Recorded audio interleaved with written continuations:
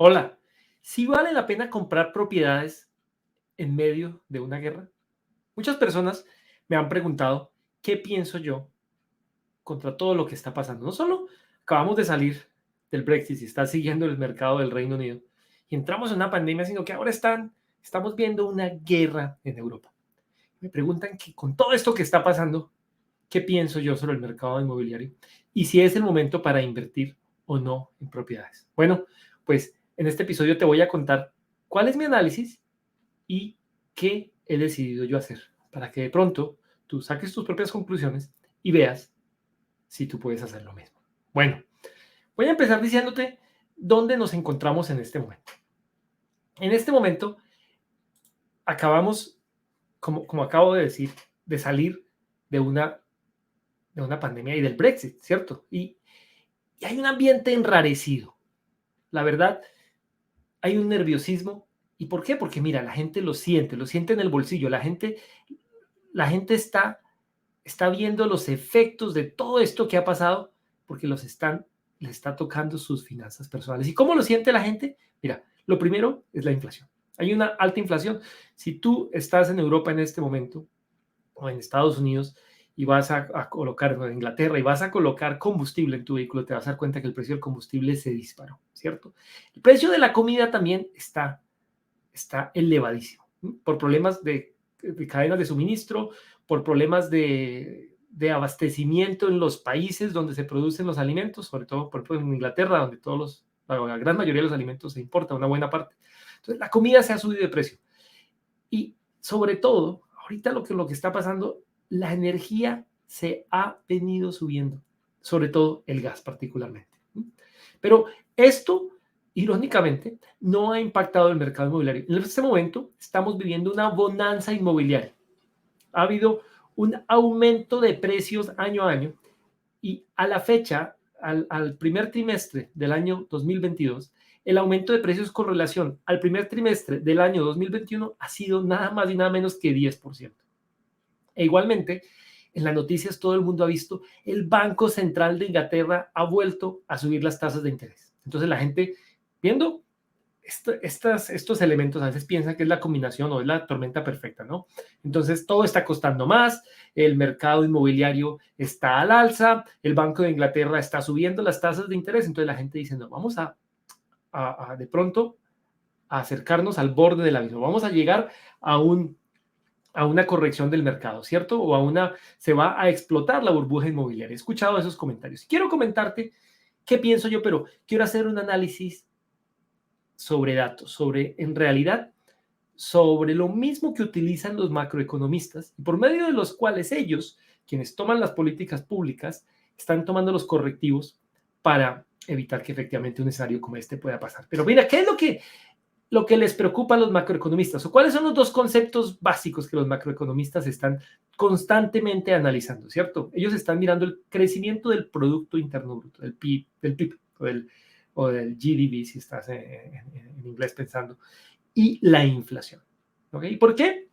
¿Por qué están tan preocupados por estos dos aspectos? Primero, el crecimiento del PIB quiere decir efectivamente que la economía está creciendo con relación a un periodo inmediatamente anterior. Entonces, ¿qué quiero decir con esto? Si la economía está creciendo al 2%, quiere decir efectivamente que el gobierno está percibiendo más impuestos y los impuestos se mantienen al mismo nivel, ¿cierto? Segundo, si la economía está creciendo, la gente tiene mayor poder adquisitivo. Al tener mayor poder adquisitivo hay mayor consumo. Al haber mayor consumo hay mayor demanda por servicios, hay mayor demanda por productos y esto genera empleo. Entonces, que la economía crezca es una muy buena noticia. Por el otro lado, los gobiernos le prestan mucha atención a la inflación. ¿Y por qué? Porque cuando el número, pensemos en cualquier elemento de la economía, por ejemplo, vehículos, ¿sí? Si el número de vehículos que se producen se mantiene constante todos los años, digamos que se producen 100,000 unidades, y de un momento a otro hay un aumento en la demanda. ¿Por qué? Porque la gente está teniendo mayor poder adquisitivo, o de pronto porque el acceso a crédito es mucho más sencillo, o porque la gente tiene optimismo, las personas empiezan a comprar más vehículos, ¿cierto? Y en el momento en que hay mucha más demanda por vehículos, pero la oferta sigue siendo la misma, y estas dos curvas se cruzan, hablan los economistas, en ese momento se pierde ese equilibrio y empieza la gente a estar dispuesta a pagar un poco más. Y cuando la gente está dispuesta a pagar un poco más, empieza a haber un fenómeno de inflación. Entonces el gobierno central, ¿qué hace? Se preocupa y dice, no, un momentico, yo no quiero que la inflación se me salga de las manos, porque si ese es el caso, obviamente vamos a entrar en una espiral que todo empieza a subir exorbitantemente. ¿Cuál es el mecanismo que tiene el gobierno para corregirlo? Es manipulando la tasa de interés del Banco Central. ¿Para qué? Para que el acceso al crédito se restrinja, la gente de pronto diga, uy, de pronto ya los créditos se subieron un poco, entonces esta en cierta manera corrige un poco o frena la demanda para que efectivamente se vuelva a llegar a ese equilibrio y se mantenga una inflación sana. Pero quiero contarte qué ha pasado con el crecimiento del Producto Interno Bruto en Inglaterra en los últimos 65, 70 años. ¿Okay? Mira, en los años 50, el Producto Interno Bruto nunca ha sido, seamos realistas, mira, ningún país del mundo ha tenido un Producto Interno Bruto que se mantenga constante. ¿Okay?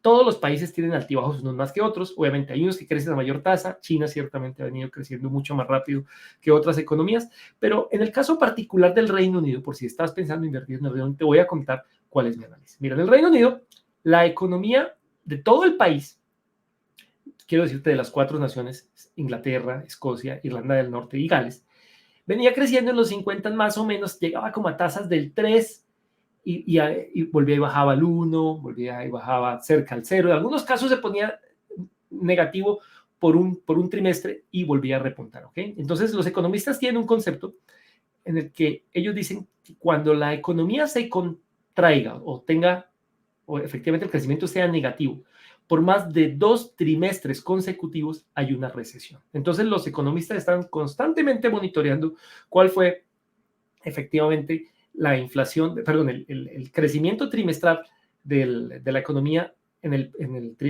trimestre anterior para tomar correctivos, ¿ok? Y efectivamente mantenerlo. De la misma manera, cuando la economía está creciendo muy rápido, hay un fenómeno de sobrecalentamiento. Entonces también eso les preocupa muchísimo a los economistas. Pero, ¿qué pasó? Mira, el Reino Unido, como te digo, ha tenido suba y baja, suba y baja, suba y bajas por varios años, pero el rango de la oscilación empezó a reducirse hacia el final de la década de los 90 por muchos factores.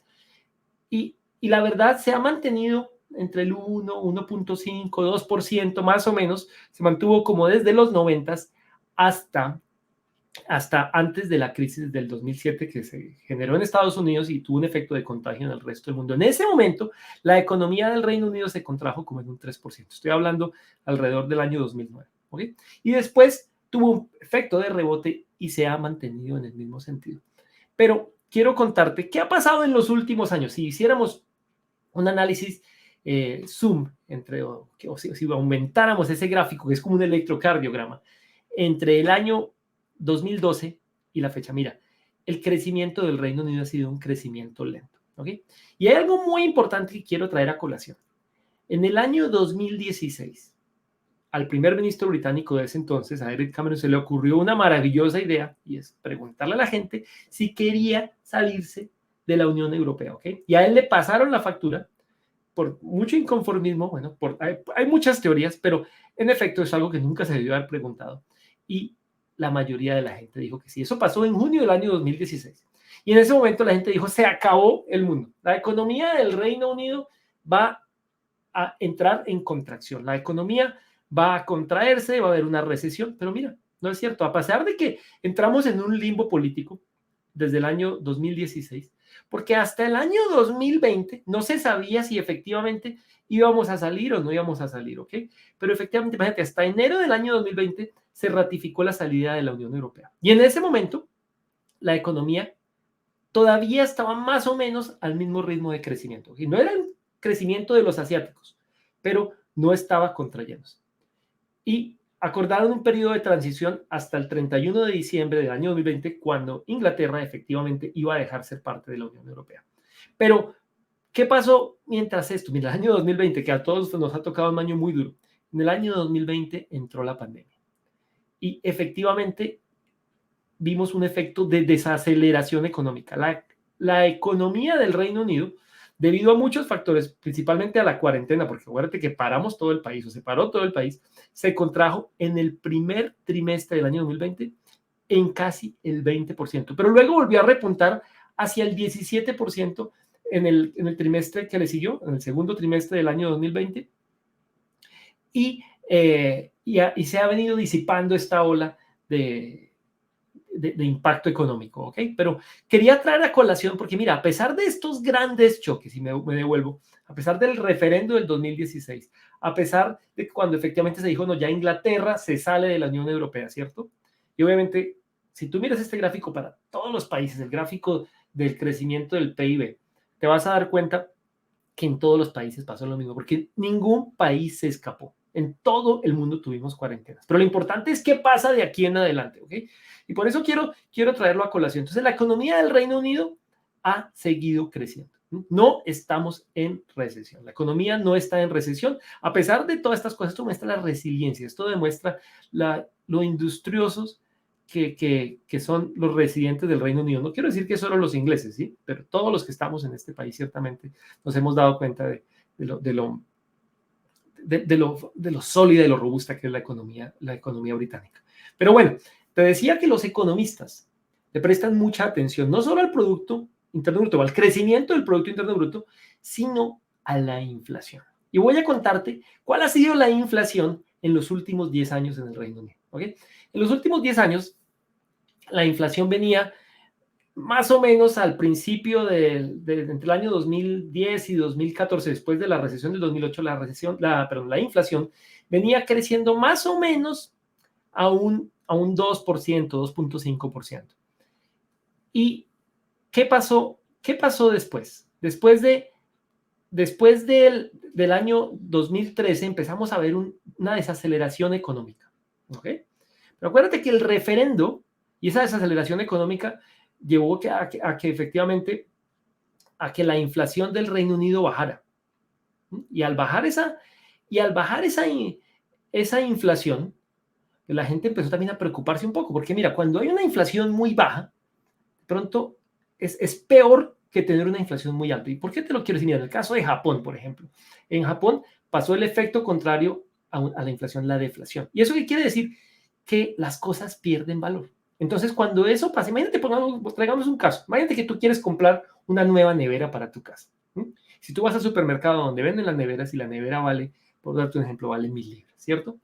Pero si las cosas están bajando de precio, tú dices, ¿por qué no me espero más bien 6 meses y esa nevera va a bajar a 950 libras? ¿Ok? O 950 euros, lo que sea, en cualquier moneda va a pasar exactamente el mismo efecto. Entonces, es muy preocupante cuando efectivamente las cosas empiezan a perder valor. Entonces, tener una inflación negativa, una deflación, es terrible. ¿Ok? Pero cuando efectivamente pasó el referendo, que fue en junio del año 2016, la inflación empezó nuevamente a subir. Pero llegó a niveles como del 2.5, ¿ok? Cuando efectivamente se ratificó la salida, que fue en enero del año 2020, la inflación nuevamente empezó a bajar un poco y también consecuentemente, porque mira, en enero del 2020 tú estás pensando, la pandemia entró justo al rato, ¿cierto? Si te acuerdas, en marzo a los 3 meses ya estábamos todos guardaditos en la casa, ¿ok? Pero mira, cuando pasó la pandemia, quiero contarte esto, yo estaba preocupado porque yo estaba pensando, efectivamente íbamos a tener un shock en el suministro de materiales que venían de afuera, las cosas que se producen en otros países, porque acuérdate que todo el mundo paró, ¿cierto? Y efectivamente, yo estaba esperando, incluso hice un podcast al respecto, estaba esperando un choque de precios, problemas en las cadenas de suministro.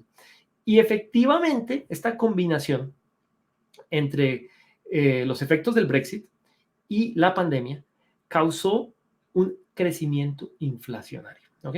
¿Y por qué? Mira, los precios de la energía se subieron, los precios de los alimentos se subieron y en efecto la inflación empezó a salirse de control. El Banco Central de Inglaterra tiene un objetivo, mantener la inflación por debajo o cerca al 2%. ¿Sí? Ojalá en el 2% es el punto ideal. Es el punto medio. Más la economía se está recalentando, menos la economía no está creciendo al ritmo que se espera. ¿Ok? Entonces, para que veas, ese es el indicador que ellos tienen. Pero en este momento, mira, el gobierno está ciertamente en preocupación porque la inflación se salió de control. La inflación en este momento está alrededor del 5.5%. Te estoy hablando de la inflación, comparando los precios de algo hoy con respecto a 12 meses antes. Pero se espera que este año la inflación, del año 2022, alcance el 7%.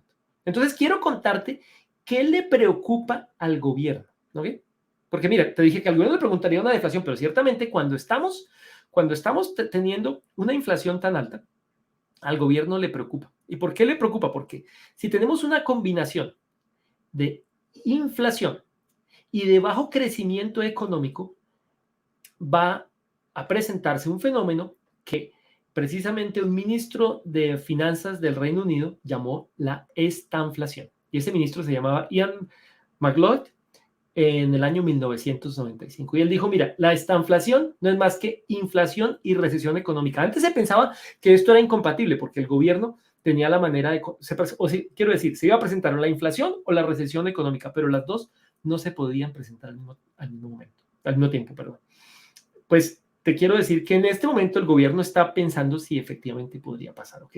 Pero, ¿qué puede hacer el gobierno para evitar que lleguemos a una situación como esta, ¿sí? En la que efectivamente la inflación se sale de control, pero que la economía no está creciendo. Mira, pues, ¿cómo lo puede contrarrestar el gobierno?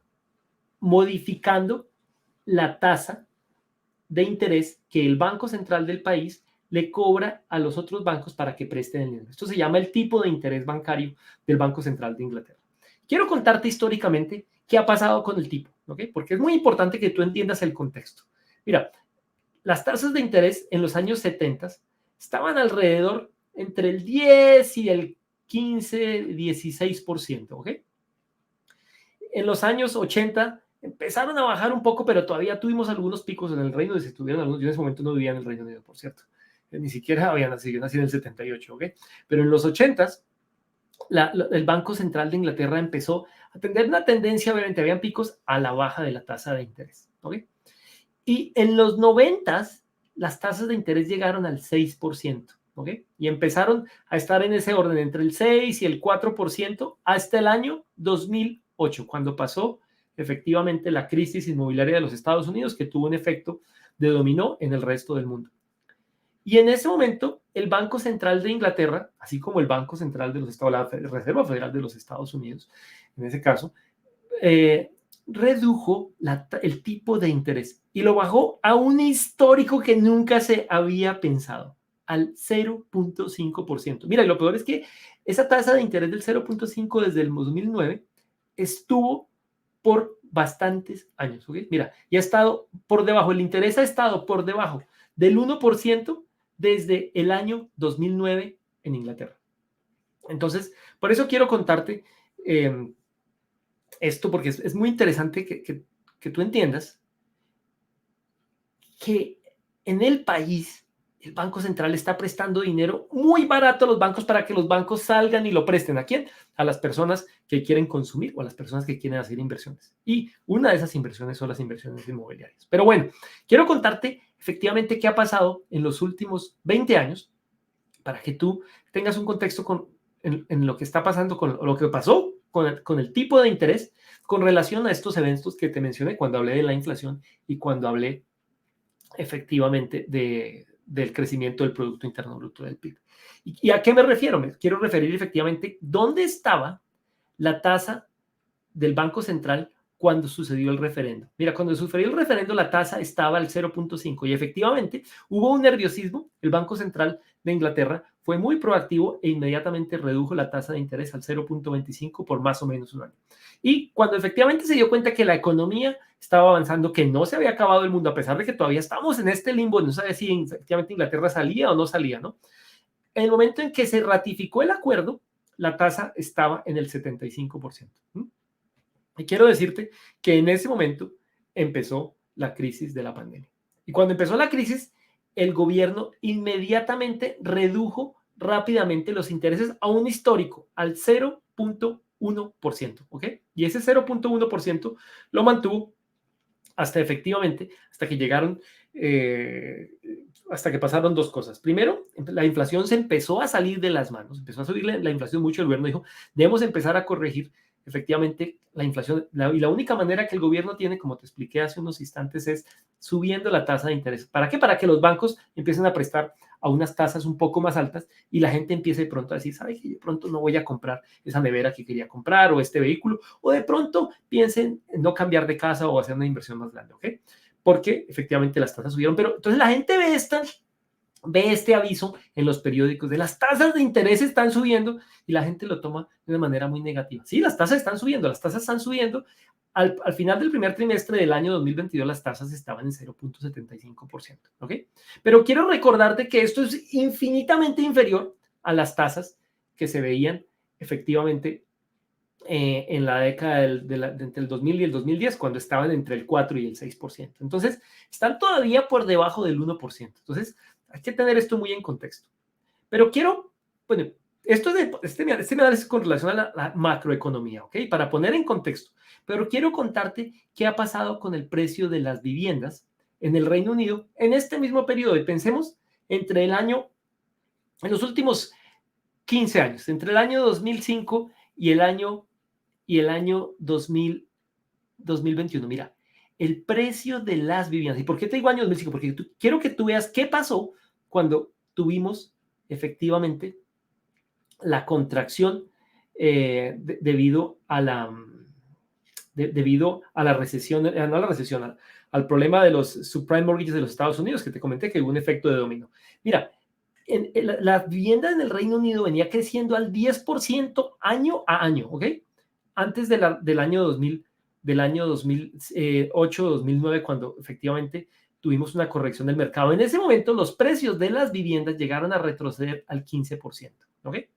Pero rápidamente se recuperaron y tuvieron un crecimiento, una pequeña corrección nuevamente en el 2010 y empezaron a subir de precio en el año 2012. Por aquí hasta el 1, 2, 3% y más o menos desde el año 2014 han venido en promedio el 5%. Este crecimiento del precio de propiedades estaba principalmente generado por el sur del país. En el sur del país el crecimiento fue mucho más alto y en el norte del país el crecimiento fue mucho más bajo, ¿ok? Y por eso en este momento las propiedades en el sur son tan costosas con relación al norte del país. Pero quiero contarte qué pasó con el precio de las viviendas cuando efectivamente se dijo que Inglaterra iba a dejar de ser parte de la Unión Europea. ¿Okay? En ese momento, los precios venían creciendo más o menos al 5% y tuvieron una pequeña aceleración, pero continuaron creciendo de precio. Mira, del 5 siguieron creciendo. Efectivamente, empezamos a ver un crecimiento un poco más lento, llegando ya cerca al 1 o al 2%, porque el sur dejó de crecer. Mira, el sur del país dejó de crecer y empezó a compensar. Los precios de pronto empezaron a subir un poco más en el norte.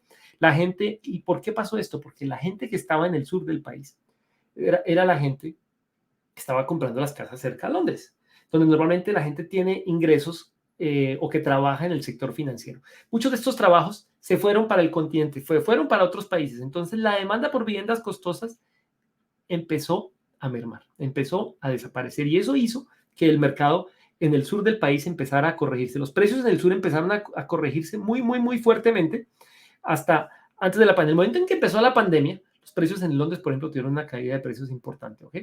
Pero el momento en que se ratificó la salida en el año 2020, los precios todavía seguían creciendo, todavía al 1, al 2%, ¿ok? Mira, ¿y qué pasó? Inmediatamente después entramos en una pandemia. Yo en este momento, quiero decirte, yo estaba pensando que vamos a tener una corrección como en el 2009. Yo estuve preocupado y dije, es importante empezar a tomar medidas correctivas. Y si tú vas a la página de nuestro podcast en bienes.co.uk y buscas un episodio donde yo compartí mi experiencia sobre la pandemia, yo de verdad estaba pensando que íbamos a ver una corrección como la que se dio en el año 2009. ¿Y por qué? Porque yo no estaba pensando que el gobierno británico fuera capaz de hacer lo que hizo. Mira, el gobierno británico en realidad nacionalizó la economía, imprimió dinero y se lo metió en el bolsillo a todo el mundo, ¿ok? A las compañías le dio préstamos suaves, lo que se llaman aquí los bounce back loans, les dio unos préstamos de hasta $250,000, a 10 millones de personas le pagó el sueldo por más de como un año y medio, un esquema sin precedentes que se llamó el furlough. ¿Y esto qué hizo? Esto evitó que la gente perdiera sus trabajos y efectivamente que la economía se parara por completo. La gente, los que pudieron trabajar desde casa, los que no, siguieron recibiendo su ingreso estando en casa igualmente, ¿ok?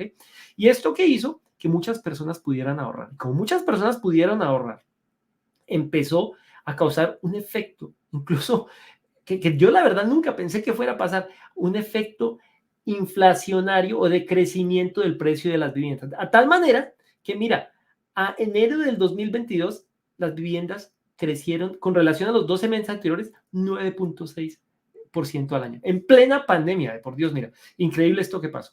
Entonces, cuando nos guardaron a todos, digo yo, en marzo del 2020, los precios se empezaron a disparar. Algo que yo nunca pensé, e insisto, la razón, viéndolo obviamente en retrospectiva, fue gracias a las medidas que tomó el gobierno. Pero bueno, la pregunta es, ¿y qué va a pasar hoy, ahora que no solo estamos saliendo de la pandemia, estamos efectivamente, el Brexit en Inglaterra está hasta ahora empezando a sentirse, porque el efecto de la pandemia fue como un efecto de calmante mientras tanto. Bueno, era todo, aquí en los periódicos todo el tiempo se hablaba, todo se hablaba era con respecto al Brexit, luego llegó la pandemia y la pandemia acaparó la atención de los políticos, la atención de las personas que toman decisiones y de todo el mundo, ¿cierto? Entonces, los efectos del Brexit, digamos que se demoraron un poquito más. Pero quiero decirte qué va a pasar en el futuro, qué creo yo que va a pasar. Mira, primero, quiero ser completamente honesto.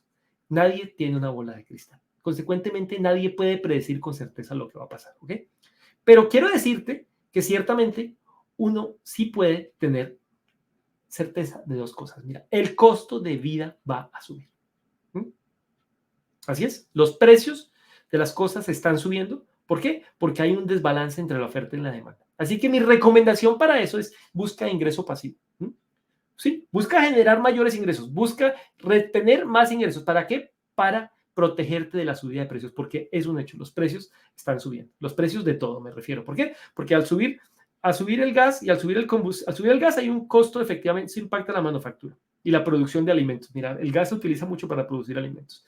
Y al subir el combustible, sube el costo de transporte. Y al subir el costo de transporte, el precio de lo que tú pagas en el supermercado, donde sea que compres tus productos, perdón, va a subir. Y por otra parte, con una inflación tan alta, mira, con una inflación que se espera que este año sea del 7%, el dinero que tú tengas en el banco hoy va a comprar 7% menos el año entrante. Si tú tienes 100,000 libras ahorradas en el banco, si tú tienes 10,000, si tú tienes 1,000 libras ahorradas en el banco, vas a poder comprar 93% de lo que podías comprar, lo que puedes comprar en un año. Es así de sencillo. Entonces, si tú estás ahorrando en este momento para comprar, para invertir, quiero que pienses con mucho cuidado que tu dinero, lo que sea que vas a comprar, va a costarte más en 12 meses, ¿ok? Entonces, porque la inflación, como te digo, es esperada que sea el 7%. ¿Y cómo podemos contrarrestar esto? Mira, es precisamente no dejando el dinero en el banco. Es comprar activos que suban de valor. Y en efecto, como te acabo de comentar, las propiedades han venido subiendo de precio. Mira, es un muy buen sitio para parquear el dinero.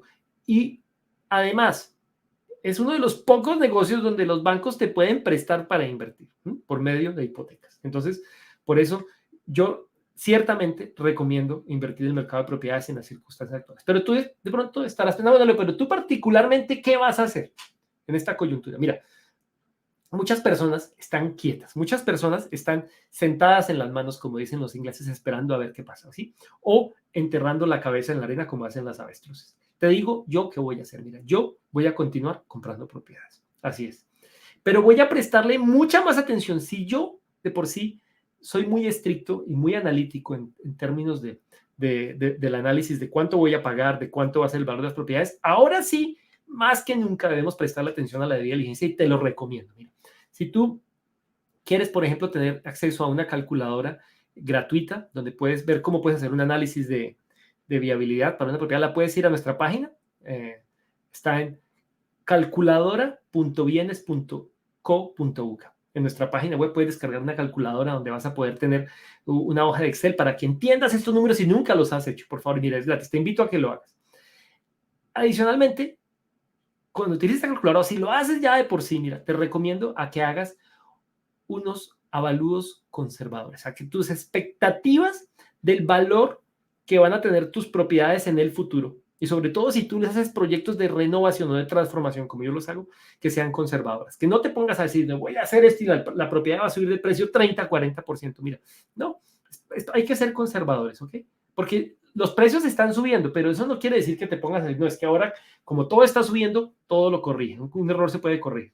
Mira, igualmente que seas muy conservador, que hagas un análisis muy detallado de los costos de las remodelaciones. ¿Por qué? Porque los materiales van a costar más. Porque si hay una escasez de materiales que vengan del lejano oriente, de Asia, particularmente donde casualmente en Shanghai entraron en lockdown estricto nuevamente, lo que va a causar un efecto de dominó en la exportación de productos fabricados en China. Pues que tengas en cuenta que eso te va a demorar tus proyectos y al demorar tus proyectos van a costar más. ¿Okay? Van a costar más porque seguramente tú vas a tener créditos de desarrollo o si utilizas los recursos de otras personas, pues los intereses que te van a causar van a hacer que el proyecto cueste más las horas, ¿ok? Y de la misma manera, si tú quieres quedarte con propiedades, como hago yo, para luego rentarlas, que seas consciente que de pronto los ingresos puedan reducirse, porque la capacidad de las personas, la capacidad de gasto se ha reducido, ¿ok? Y entonces es posible que tengas menos apetito para ir a conseguir, o que haya menos apetito para pagar más renta de la que tú quieres. Entonces, por eso quiero decirte que seas muy conservador con los análisis. Es muy importante que tengas todo esto en cuenta cuando hagas la toma de decisiones para comprar la propiedad, porque eso tienes que hacerlo antes de comprar las propiedades. Y una vez desarrolles los proyectos, debes optimizar los costos de operación, ¿ok? Empezar a buscar economías de escala, empezar a mirar cómo puedes economizar efectivamente en los costos de operación. Pero sobre todo en los proyectos en los que, si tú haces proyectos como los que yo hago, donde yo compro y renuevo completamente, hay que pensar en cada elemento y pensar que cada cosa que tú inviertas en una renovación, si efectivamente le va a aumentar el ingreso. Por ejemplo, mira, si vamos a cambiar una propiedad internamente, ¿vale la pena colocar más baños? Sí, solo sí, se aumentan el ingreso. ¿Sí? Si de pronto tú quieres colocar algo que es puramente cosmético porque se ve, pero no aumenta el ingreso, mira, en este momento, cash is king, el dinero manda. Entonces, cualquier cosa que aumente el ingreso, hay que gastar en ella. Si no, no lo hagas. Mira, igualmente, si vas a quedarte con las propiedades y las vas a refinanciar luego de hacer las obras, intenta buscar hipotecas con tasas fijas, ojalá de 3 a 5 años. Mientras esto pasa, porque mira, es posible que las tasas suban, pero es posible que, muy posible que vuelvan a bajar. ¿Y por qué te lo digo que es posible que vuelvan a bajar? Porque al gobierno le interesa que haya crecimiento económico. Y para que haya crecimiento económico, el gobierno volverá a bajar las tasas. No creo que vuelvan a bajar al 0,1%, pero sí de pronto vuelvan a quedarse en el margen del 0,5 al 1% en el mediano y largo plazo. Entonces tampoco hay que casarse a 20 años con una tasa de interés. Yo creía que 3 a 5 años es un plazo más que modesto. Yo estoy enfocado en el segmento bajo del mercado. Yo prefiero tener propiedades en el segmento bajo del mercado y ofrecer un producto premium y no tener un producto premium y tener que darlo a un precio más bajo. Porque arriba, en el segmento alto del mercado, se me afecta la rentabilidad. En el segmento bajo, estoy aprovechando que tengo un activo de bajo costo que genera grandes ingresos. Que si se me reducen un poquito los ingresos, bueno, no importa, pero es un activo de bajo costo. Y algunas de nuestras propiedades nosotros las operamos en Airbnb. Y yo creo que Airbnb todavía va a tener demanda porque muchas personas de pronto van a evitar ir al continente de vacaciones, personas que están en el Reino Unido y van a hacer turismo dentro del país. Entonces, ciertamente el turismo en el Reino Unido va a tener una vaina. De la misma manera, no haría proyectos especulativos. Mira, si alguien me dice, mira, Leo, vamos a comprar un edificio en Londres, cerca a Canary Wharf, y vamos a vender los apartamentos a 1.000.000 de libras, yo le voy a decir, mira, ese proyecto no me lo envío. ¿Por qué? Porque esos proyectos, el precio de venta con relación al precio de construcción, en la relación entre el precio de venta y el precio de construcción es bien desproporcional. ¿Qué quiero decir? Uno sale a vender un apartamento en 1.000.000 cuando el costo de construcción es 500.000. ¿Qué quiere decir? Que los 500.000 de diferencia es espuma. Entonces puede haber una corrección. Y si hay una corrección y tú estás en la mitad, tú vas a llevar del bulto. ¿Okay? Entonces por eso no haría proyectos especulativos. Y ciertamente yo buscaría hacer inversiones en un país con una moneda fuerte, donde haya una estabilidad jurídica y económica. Y ciertamente el Reino Unido es un país como eso. Te lo digo por si tú estás en Sudamérica, por ejemplo, y estás pensando qué vas a hacer con tus recursos. Yo creo que este es el momento de mirar, de hacer un análisis de pronto un poquito más profundo del que te acabo de comentar, pero pensar efectivamente en cuál ha sido el comportamiento de la inflación, cuál ha sido el comportamiento del crecimiento económico y cuáles han sido las reacciones del Banco Central de tu país para que tú veas si de pronto el dinero está mejor allá que acá. Okay. Por eso quiero que lo consideres. Pero eso es lo que te quiero contar desde el punto de vista táctico. Pero quiero contarte algo desde el punto de vista estratégico y es algo que quiero que por favor le prestes muchísima atención. ¿Y a qué se trata esto? Mira, es algo que está dentro de ti. ¿Y a qué me refiero? Mira, es que le prestes mucha atención a lo que tú piensas, ¿no? Porque mira, depende de lo que tú pienses, tú efectivamente vas a empezar a condicionar tus sentimientos o tus emociones. Y si tú tienes pensamientos de empoderamiento, por ejemplo, si tú piensas que tú puedes hacer lo que te propones, efectivamente, cuando algo se te presente en la vida, vas a sentir una emoción, por ejemplo, de empoderamiento, es decir, si yo lo puedo hacer, claro que lo voy a hacer, ¿ok? Y esta emoción o estos sentimientos son los que van a hacer que tú efectivamente puedas actuar de forma segura ante los retos que te ponga la vida, ¿ok? ¿Y qué pasa eso? Cuando tú tienes esas emociones positivas, vas a poder tomar una acción efectivamente para solucionar cualquiera que sea el percance que se te ha presentado.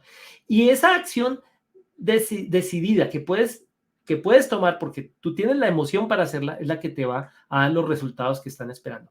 Y cuando tú obtienes los resultados positivos, ¿qué hacen esos resultados positivos? Esos resultados positivos te refuerzan la creencia de que efectivamente tú eres una persona que puede darle solución a las cosas. De la otra mano, si por ejemplo tú eres una persona que piensa, no, es que a mí yo soy una persona que es muy de mala, ¿cierto? No, es que a mí solo me pasan las cosas terribles. Entonces, cuando se te presenta una adversidad, inmediatamente sientes pánico, inmediatamente tienes un sentimiento de, yo con esto no puedo. ¿Qué pasa? Mira, de pronto tomas la acción incorrecta o de pronto no haces nada porque entras en parálisis. ¿Y el resultado cuál es? El resultado es que no solucionas el problema y consecuentemente crees que no, definitivamente yo soy muy de malas, a mí me pasa todo esto y es que por eso es que a mí en la vida me va mal. Entonces, pero mira, tú puedes romper este ciclo si te concentras en tus pensamientos, ¿sí? Porque mira, en la medida en que tú tienes pensamientos positivos, en la medida que tú empiezas a entender que ciertamente van a haber retos porque la vida está llena de retos, pero que vas a poder sortearlos y ya tomar acciones efectivamente que te van a dar resultados que van a cambiar tu vida de una manera positiva, inmediatamente tú cambias de actitud. Y porque la actitud es la respuesta emocional habitual ante las circunstancias de la vida. Entonces, por eso a veces la gente le dice, es que usted debe tener una actitud positiva. Yo digo que eso no es lo que uno le debe decir a la gente. Lo que debe decir a la gente es, préstele mucha atención a sus pensamientos. Mira, cuando tú piensas algo, toma atenta nota. ¿Yo qué estoy pensando? ¿Ok? ¿Por qué te digo esto? Mira, acabamos de salir de 2 años que fueron durísimos para todo el mundo. ¿Ok? Y con esto no quiero decir que voy a menospreciar la pandemia. Pero mira, quiero contarte algo. En la pandemia, yo no sé si te has dado cuenta, todos nos volvimos epidemiólogos. ¿Ok?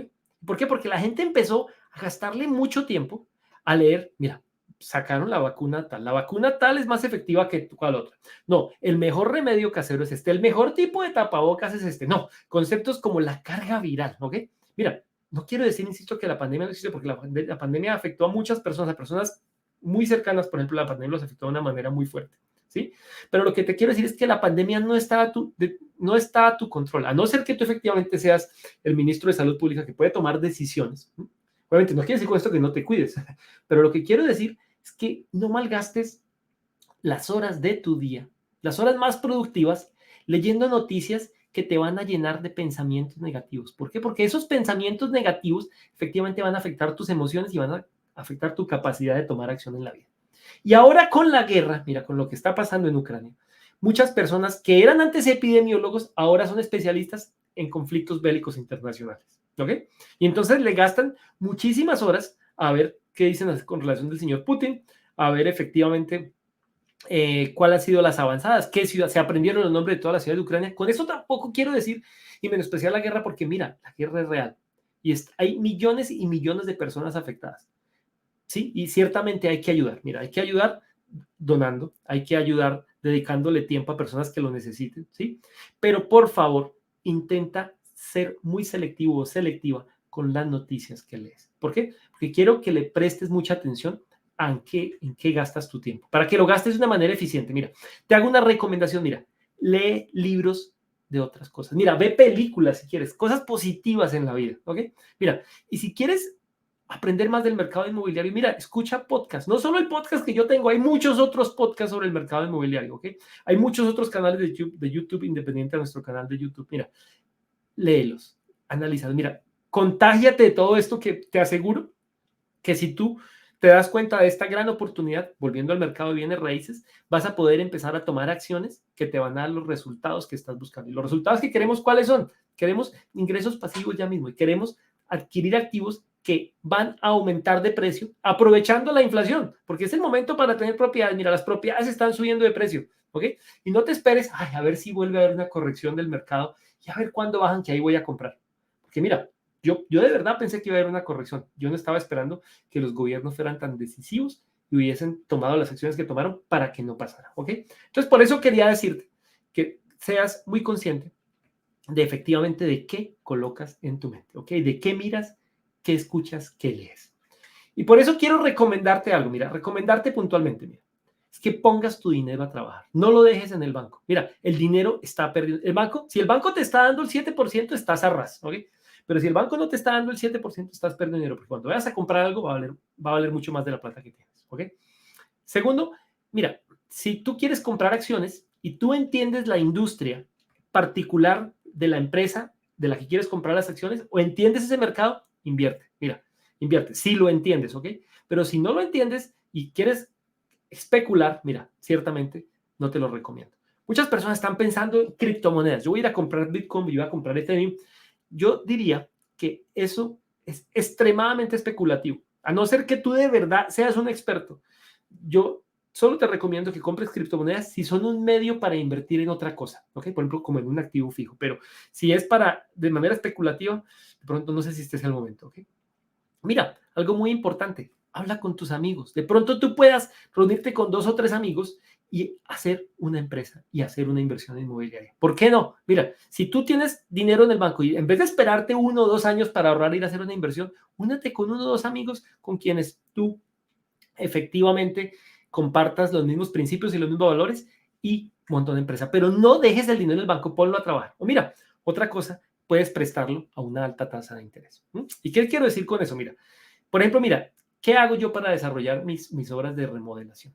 En mis obras de remodelación, yo utilizo créditos para la compra y créditos para las remodelaciones, ¿ok? Entonces, normalmente yo utilizo créditos que se llaman créditos puente, que son entre el 0,75 y el 0,85 de interés mensual, imagínate, eso viene a ser al año como el 9 y el 10 o 11%, ¿ok? Entonces, mira, por ejemplo, si tú tienes, no tiene que ser conmigo, si tienes un amigo que desarrolla proyectos de este tipo, que tú ves efectivamente que los compra, los desarrolla, los ejecuta y está pagándole a bancos o a instituciones un interés alto, ¿por qué no te conviertes tú en el banco? Mira, legalmente eso lo puedes hacer en el Reino Unido, siempre y cuando lo hagas por medio de un acuerdo bien hechecito, bien blindado y a la persona que tú le prestes el dinero te dé las garantías, sobre todo en el Reino Unido.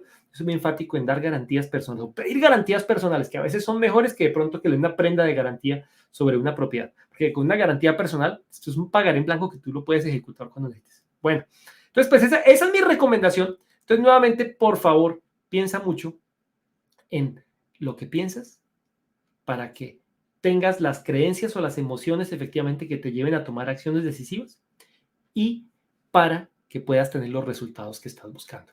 Bueno, pues muchas gracias por llegar hasta el final de este episodio. Espero que lo hayas disfrutado. Chao, chao.